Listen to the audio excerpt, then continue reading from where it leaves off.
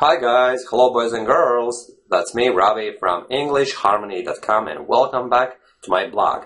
In today's episode, we're going to look at the following issue. Is it possible to preserve and maintain your national identity despite having lost your native language? And when you hear it for the first time, you may think that, of course, how could it be possible to preserve your national identity if you don't speak your native language anymore? And the reason for that is we all perceive native language as pretty much the only thing that defines a person as belonging to this or that particular language group, nationality. Basically, national background, right, is defined by the language for most of us. So, this video is a follow-up to the previous video I recorded a couple of days ago, which is called Dominance of English and its Lack of Appreciation for Smaller Languages. And the reason why I chose this subject for today's video or podcast, depending on where you actually access this content, if you're on iTunes or play back the audio file on my blog, you're actually just listening to me. But don't worry, this is pretty much the same content as you would be watching in the video, right? And basically the reason why I chose this subject is because right after recording the previous video, it got me thinking, hold on, why is it that the moment we mention about a demise of a particular language, that we perceive it as a bad thing, as a very sad thing, as if that language disappears, then basically that nation is gone off the face of the earth. But it's not necessarily so. Actually, as a matter of fact, nothing could be further from the truth, my friends. You see, there's a host of examples of native speakers having lost their native language, yet they retain a very, very thorough and deep understanding of who they are, where they come from, where they're going, and they basically still belong to the same national background, even though they all might be speaking in English, which is the case here in Ireland, for example, right? Irish people have their own native language, Irish, but nowadays it's almost extinct. It's only spoken in certain geographical areas in the country, and they try to revive the language. There's broadcasts, there's TV program, and not program, but actually a dedicated channel, which is all in Irish. But the truth is that people don't use the language on the street, and basically you could come to the country and you wouldn't be hearing the Irish language at all, because as a matter of fact, English is the language that is spoken in Ireland. And it's all because of the policies hundreds of years ago when England invaded Ireland. Basically, Irish was pretty much forbidden. It was forbidden to be spoken in families, in schools, and it had gone to a very extreme whereby it was punishable, if I'm not mistaken, by a death penalty. So basically, whoever was caught using the Irish language, they would be punished by the death penalty, and obviously it was a huge deterrent from preventing people from using the language in real life, and so the language is pretty much gone nowadays, and English became the language of the Irish people. But do you think that it made them more English-like? Not a hope in hell, my friends. Irish people, to the best of my knowledge, actually have the biggest sense of belonging to their nation. They're very closely tied with links which surpass the language. They enjoy their own sports, and Ireland is pretty much the only country in the world where the local sports are even more popular than the typical football, which is very popular in England, right? Irish people have their own Gaelic sports. They're somewhat similar to other types of sports, but at the same time they're very unique. The likes of hurling and Gaelic football, and the whole country is united by those sports events. And there's a whole lot of different things that define Irish people as being Irish. Language is not the determining factor. It's not the language that defines them. They speak in English nowadays, but dare you call them English because you hear them speak English. And if you told them, listen, you speak in English, so you must be an Englishman.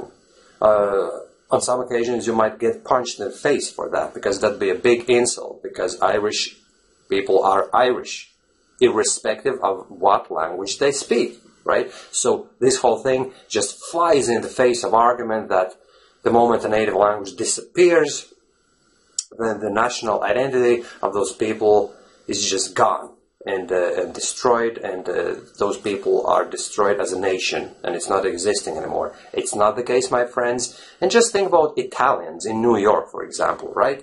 The first Italians who came over, who emigrated to New York back in 1800s, if I'm not mistaken, that's how it all began, right? And then they all settled in New York, along with other nationalities such as Irish and Germans, and all those immigrants over time adopted English as their language. And a few decades in the future, right, fast forward, Italians didn't speak Italian anymore because English was the common language. It was lingua franca in New York. But do you think that they lost their national identity just because those descendants of the initial immigrants started speaking in English rather than their own language? Of course not.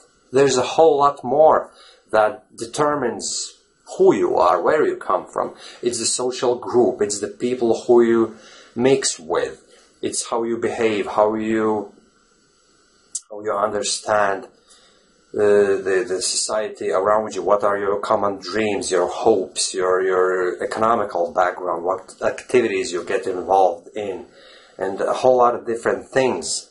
That defines you as belonging to a particular nationality, right? So it's not necessarily the language. So, going back to the very initial argument, is English language the dominating language in the world, and is it a bad thing that it has a detrimental effect on smaller languages? Yes, some people might say that yes, it has a detrimental effect, but I'm saying that that effect isn't necessarily detrimental. Yes, some languages are shrinking in use and print media in languages such as Tagalog, which is a language in Philippines, if I'm not mistaken. Correct me if I'm wrong, if I pronounce the name of the language incorrectly, I'm sorry about that, but I got a YouTube comment recently on the previous video saying that Tagalog, that language, and some other languages have almost disappeared from the print media in their native countries because all print material is issued in English pretty much, right? So it's a bad thing, kind of, but I'm saying it's not a bad thing.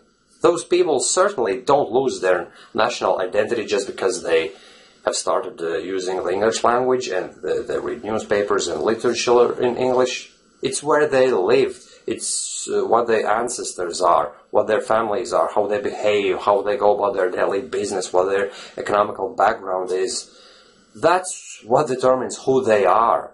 And they don't become more English than I've become English or Irish or whatever, just because I speak in English. I will always be a Latvian.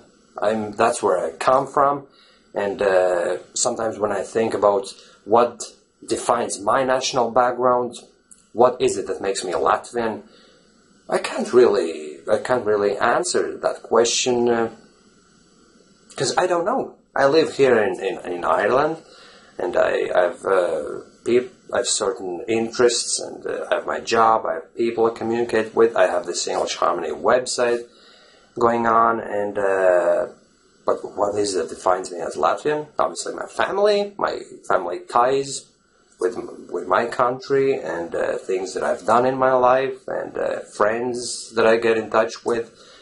But it's not necessarily the language. Those people may as well be speaking in English, for all I know. It's the people that define who you are, right? It's not the language necessarily. So basically, this video or podcast, in case you're listening to the audio version of this video, right? kind of debunks the myth that you have to be speaking in your native language if you want to preserve your national heritage. At the moment your native language disappears, then all hopes of restoring your national identity are just gone. No, I don't believe that, because as I just told you, Irish, Italians, and a whole lot of different nations have lost their native languages. Well, Italians in New York, obviously, not in Italy. The same goes with, say, Welsh people, Scottish people over in England, right? Those people have their own languages still, but most of them speak English, but it doesn't mean that they consider themselves being English. They consider themselves being Scottish or Welsh, and say, for instance, Scotland is waging a real campaign now to regain its independence, right? Because it wants to be a country on its own. And basically, that's about it, my friends. Let me know, please, in the comments below what you think about the whole thing. And if you disagree with me, obviously any comments are welcome. And this was just my opinion, but I think that there is at least a certain degree of truth to that, my friends. Don't you think so? Alright. Thanks for watching. Thanks for listening to the podcast, in case you're listening to the audio file, and see you soon again, my friends. Bye-bye.